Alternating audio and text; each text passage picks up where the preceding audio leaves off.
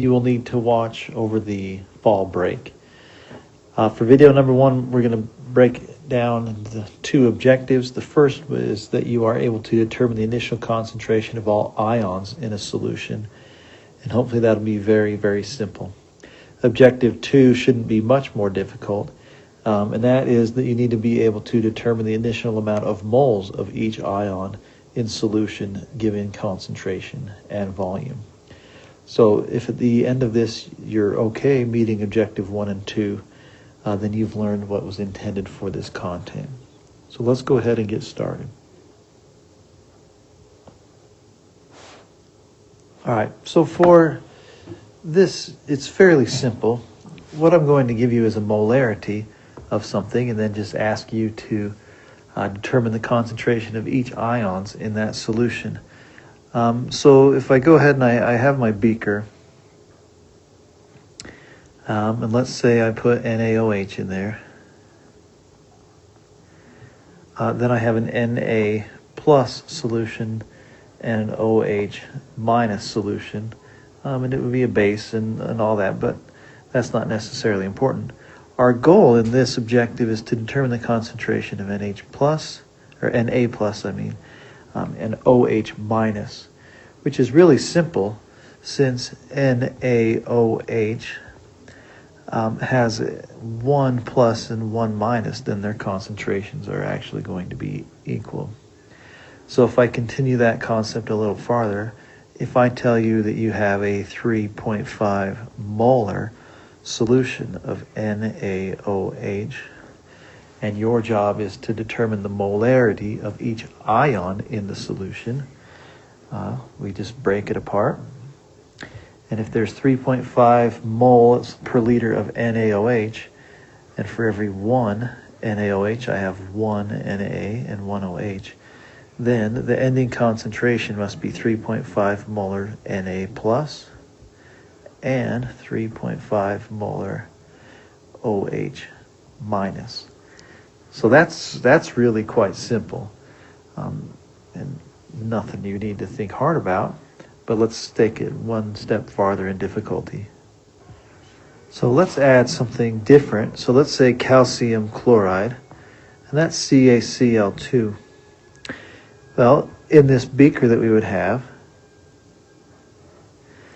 when this breaks apart, it breaks into a Ca plus 2 and 2 Cl minus.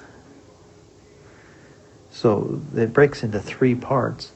So the molarity is just a little bit different of each ion. So let's say I had a 1.5 molar solution of CaCl2, and we want to know the concentration of each one.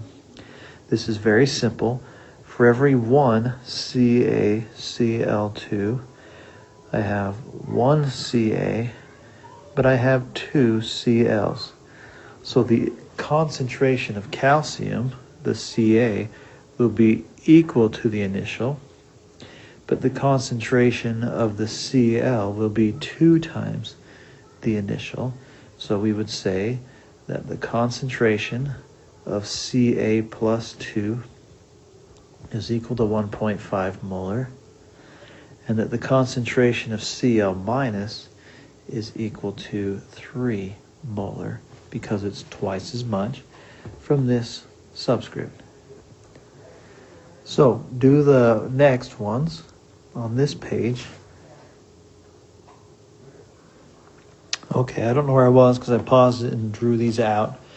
But these 3 things will be numbers 1, 2, and 3 on the assignment I expect for you to turn in.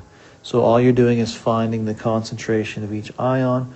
So on this one you're finding the concentration of K and the concentration of CO3. That's a plus, this is a minus 2. So write out the formula and then write these out, so I know that you did them. All right, objective 2 is coming up. Objective 2 says that you need to be able to determine the initial amount of moles of each ion in a solution given concentration and volume. So this one's just a little bit different. This time I'm going to give you a molarity and a volume. So for instance, maybe I give you 50 milliliters of AgNO3. I already am dumb. Of 3 molar AgNO3. So what I want to know is the amount of moles of each ion. And in this you have Ag and NO3. Now, just like we did a minute ago, you'll notice that this is in a 1-to-1 ratio. So the moles of these two things will equal. But if there's coefficients involved that are not part of a polyatomic ion, then the numbers are going to change. So let's go ahead and let's work through how we would do this. Remember, to find moles from molarity, we talked a little bit about it in class, but not a whole lot. We're going to set up a fairly simple picket fence. So the loaner I've given you to start the picket fence with is actually this volume. So we're going to take the volume, and I'm going to change it to liters, so that's 0.050 liters. All right, and I want to end up over here with moles. So I simply take this volume, because remember I always start with the loaner, all right, and I multiply it with the proportion. And if you remember, capital M is moles per liter. So what I have is 3 moles for every 1 liter of solution. So I simply just take 0.05 and I multiply it by 3. And I end up with 0.15 moles of Ag or NO3, or if you were asked, AgNO3 together. All 3 of those are the same value because, remember, for every 1 AgNO3, I have 1 Ag and I have 1 NO3. So all those relationships are 1. So this would be easy if it was on the test, because the answer would be the same for Ag and AgNO3. But of course, that's too easy. So let's do one that's more difficult. Okay, so let's look at this one. We have 200 milliliters of 0.5 molar calcium bromide. And we'll set it up kind of the same way. I got my pen out, so it'll make a little noise, but it'll draw a lot better. So the loaner is my volume. And once again, I just changed that to liters, so 0.2 liters. I want to solve for moles. So I need to get rid of liters. Molarity is equal to moles per liter. So I'm going to put my moles on top and my liter on the bottom. So right here, I have 0.5 moles per every 1 liter. So I take 0.2 and I multiply it by 0.5 and I get 0.01, I believe, moles of this substance, which is CaBr2. Okay, so let's follow this logic, and this is annoying me already. Remember, for every 1 CaBr2, you have 1 Ca and 2 Brs.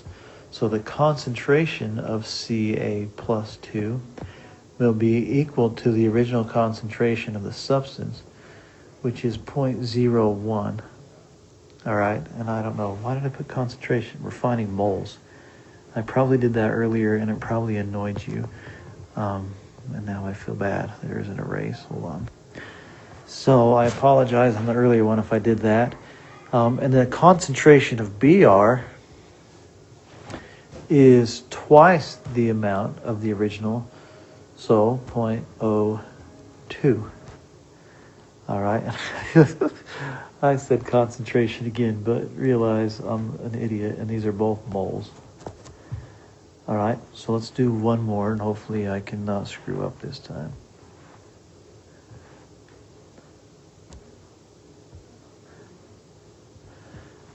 So this is lead 2 phosphate. We used it in the earlier example. And what I want to find out is the amount of moles present. If I give you 60 milliliters of 5 molar lead 2-phosphate. So, as before, the volume's the loner, 0.06 liters. The molarity is 5 moles per 1 liter. And I do the math, and that shows that I have 0.3 moles, and that's of PB3, PO4, 2. There's a 2 there, it just won't write very well. All right, so let's break this out for 1 PB3, I just did that wrong. Yeah, no, I didn't. PO4, 2. I have 3 PBs and 2 PO4s. So I'm going to take this answer and put these coefficients in front of them. So, or subscripts, I should say. So I have 3 times 0.3 equals 0.9 moles of PB plus 2. And then I take the 2 and I times it by 0.3, and that's 0.6 moles of PO4 minus 3. So to do this, we simply find the amount of the species in moles, and then multiply the thing by the coefficient that tells you how many there are of each one. Okay, on the next page, I'll write 3 problems, and those will be the 3 problems, 4, 5, and 6 that you'll need to do for your first assignment. So here are your 3 problems.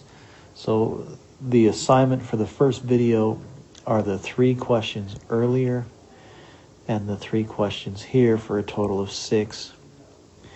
I don't expect a real long sheet of answers. It should be fairly quick. I would prefer them in the following type of format. So like number 4, you would just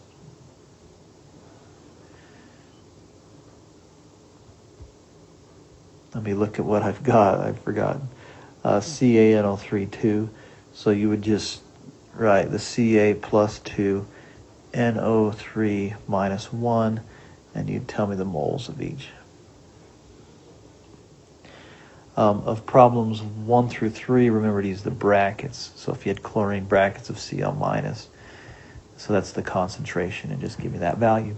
Okay, good luck.